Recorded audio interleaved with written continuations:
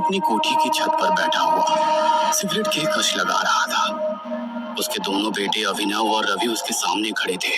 Daddy, हमारे college की छुट्टियां शुरू हुए 1 हफ्ता निकल गया और हम अभी भी दिल्ली में ही पड़े हैं। लोग छुट्टियां मनाने के लिए दूर दूर से दिल्ली आते हैं और तुम यहाँ रहकर भी इस तरह की बातें कर रहे हो।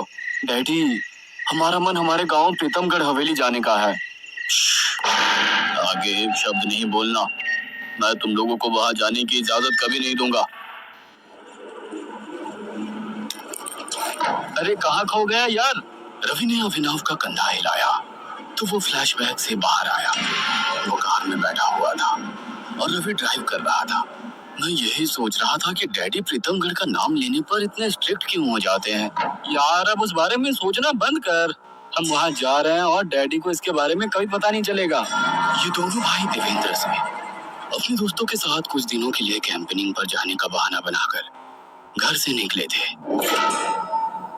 लेकिन असल में उनकी गाड़ी प्रीतमगढ़ की अपनी उस हवेली की तरफ ही बढ़ रही थी जिससे एक पुराना रहस्य जुड़ा था।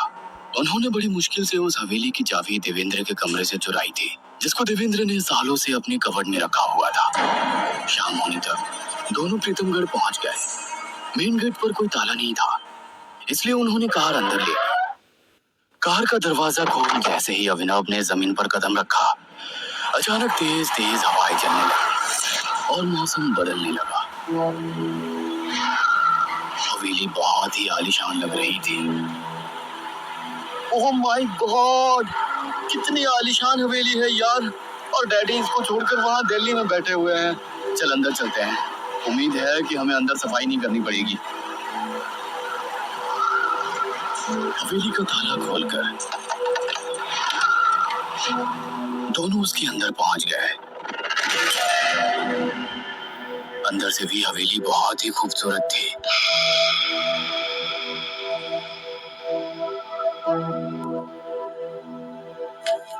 उन्होंने डिनर रास्ते में ही कर लिया था, इसलिए फ्रेश होकर दोनों अलग अलग कमरों में ठहर गए। अगली सुबह दोनों ने एक ढाबे पर जाकर नाश्ता किया और फिर गांव की सैर के लिए निकल गए। यहाँ का शांत माहौल उनको बहुत अच्छा लग रहा था। गांव की खूबसूरती और सादगी को वो देखते और अपने कैमरे में कैद करते। शाम होते होते वो जंगल की तरफ चले गए।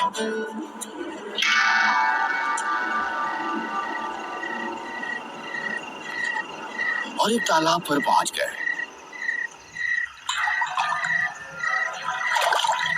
Wow, it is so beautiful यार। काश हम दिन में यहाँ आते तो कुछ घंटे यहीं गुजारते।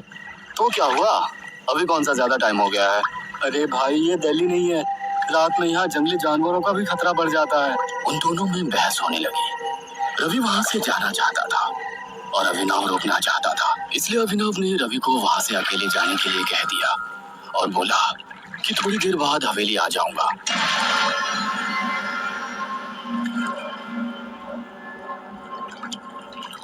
रवि के वहां से जाने के बाद अभिनव तालाब के किनारे जाकर बैठ गया। तालाब के अंदर चांद का अक्स बहुत खूबसूरत दिखाई दे रहा था। उसी अक्स के साथ उसको एक लड़की का अक्स नजर आया। उसने नजरें उठाकर देखा तो सामने वाले किनारे पर कोई लड़की खड़ी हुई थी। उसको देखने के लिए वो उठकर किनारे से होता हुआ दूसरे किनारे पर पहुंच गया।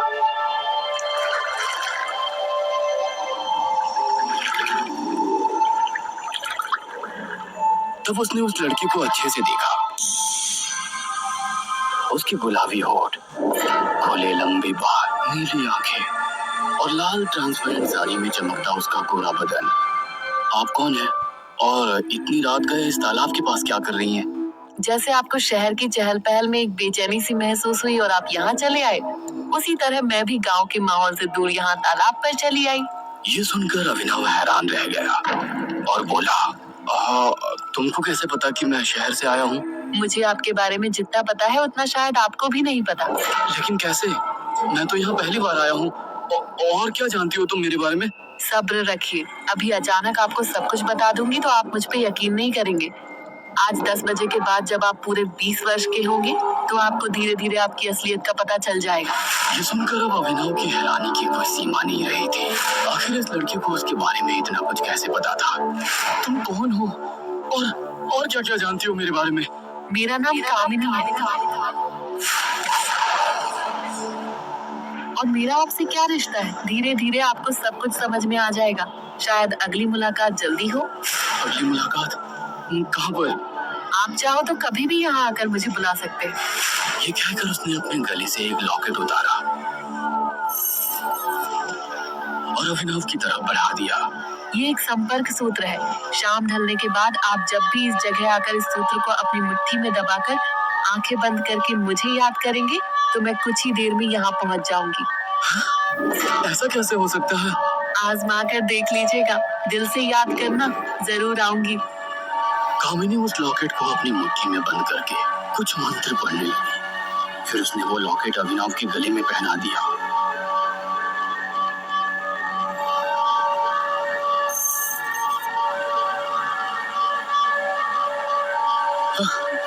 प्लीज मुझे बताओ कि तुम कौन हो और मेरे साथ आज क्या होने वाला है? मैं कौन हूँ ये आपको बाद में बताऊंगी। पहले जान लीजिए कि आप कौन हैं। आप असल में कोई आम इंसान नहीं हो। एक दैत्य, एक ऐसा दैत्य जो खुद को जिंदा रखने के लिए इंसानों का खून पीता है और उनका मांस खाता है। ये तुम क्या कह रही हो? अगर ऐसा है तो मैंने आज तक किसी को क्यों नहीं मारा? आज 20 वर्ष होने के बाद पहली बार आपके अंदर दैत्य जागेगा।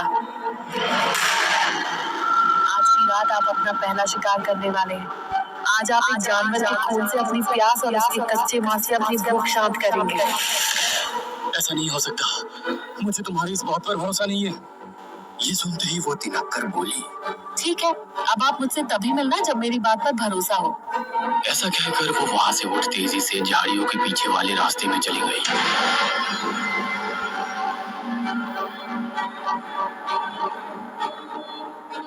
अभिनव ने उस तरफ जाकर देखा तो वहां से गायब हो चुकी थी।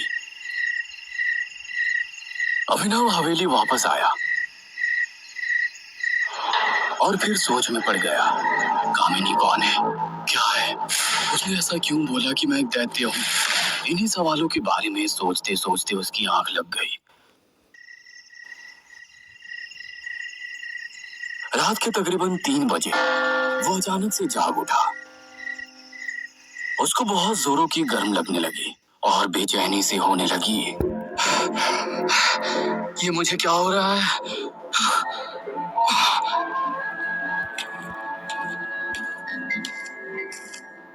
वो उसी टाइम हवेली से बाहर निकल गया।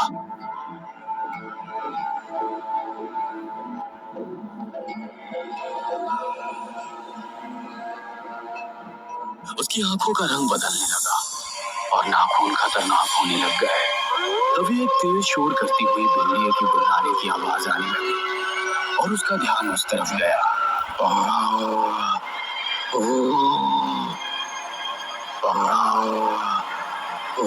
अब उसके दांत भी किसी दैत्य के जैसे खूंखार हो चुके थे। उसने महसूस किया कि आवाज हवेली के पिछवाड़े से आ रही थी। वो वहां पहुंचा तो एक भेड़िया वहां खड़ा रोर कर रहा था। अभिनव तेजी से उसकी तरफ बढ़ने लगा और किसी शेर की तरह उस भेड़िए पर झपटा और उसकी गर्दन पर दांत गाड़ दिए। भेड़िया बहुत जोरों से हुंकारा और फिर शांत हो गया। अभिनव ने उसका खून पीने के बाद उसका दिल निकाला और उसमें मुंह मार दिया। जंगल के सन्नाटे में जबर जबर मांस चबाने की आवाज गूंजने लगी। उसके बाद अभिनव आसमान की ओर मुंह करके जोरों से चिल्लाया। सुबह अलार्म बजने पर उसकी आंख खोली। उसने टाइम देखा तो 8 बज चुके थे। वो डरते हुए उठा और खुद को आईने में देखा। उसकी आंखें, पंजे और दांत सब कुछ नॉर्मल थे। थैंक गॉड, वो सपना था। वो खुश हो गया और कमरे से बाहर निकला। ब्रेकफास्ट टेबल पर जब रवि और वो दोनों बैठे तो रवि बोला, यार आज सुबह से ही बड़ी अजीब सी गंदी सी बदबू आ रही है। तुझे नहीं आ रही है क्या? हाँ, आ तो रही है। मैंने सारी हवेली में देखा, लेकिन कुछ नहीं मिला। शायद बाहर से आ रही है। ये सुनकर अभिनव का माथा टनक गया और उसने उसी टाइम उठकर वो खिड़की खोली जो हवेली के पीछे खोला करती थी। उसने देखा कि वही भेड़िया चीरी फटी हालत में जमीन पर पड़ा था। उसके सीने से दिल भी निकला हुआ था। अब उसको समझ नहीं आया कि रात को उसने सच में उस भेड़ियों को अपना शिकार बनाया था या फिर वो सिर्फ एक सपना था। पूरे दिन वो इसी असमंजस में लगा रहा। फिर रात होते ही तालाब के किनारे पहुंचा। उसने लॉकेट को मुट्ठी में थामा और कामिनी को याद करने लगा। कामिनी, कामिनी, तुम कहाँ हो? आ जाओ कामिनी। थोड़ी ही देर में उसको महसूस हुआ कि किसी ने पीछे से उसकी कमर पर हाथ रखा है। क्यों याद कर रहे हो हमें? आपको तो हम पर भरोसा नहीं है ना? मुझे कुछ भी समझ में नहीं आ रहा है। मेरे हिसाब से वो एक सपना था, लेकिन जो कुछ भी मैंने सपने में देखा वो भेड़िया उसी हालत में उसी जगह मरा पाया गया। आप सो जाने के बाद दैत्य बनकर उठ जाते हैं, फिर आपके अंदर का दैत्य शिकार करता है और फिर सही सलामत होकर फिर से सो जाते हैं। आपको यही लगता है कि आपने सपना देखा है, लेकिन वो एक सच होता है। तो अब आगे क्या होगा? ऐसा क्यों हो रहा है मेरे साथ? अगला शिकार आप अपने भाई रवि का करने वाले हैं। ये सुनकर अभिनव का दिल दहल गया। नहीं! कामिनी आखिर कौन है? अभिनव सच में कोई दैत्य है या फिर ये कामिनी का कोई षड्यंत्र है? आखिर अभिनव सच में रवि का शिकार करने वाला है? इन सभी सवालों के जवाब हम जानेंगे इस कहानी के दूसरे और आखिरी भाग में।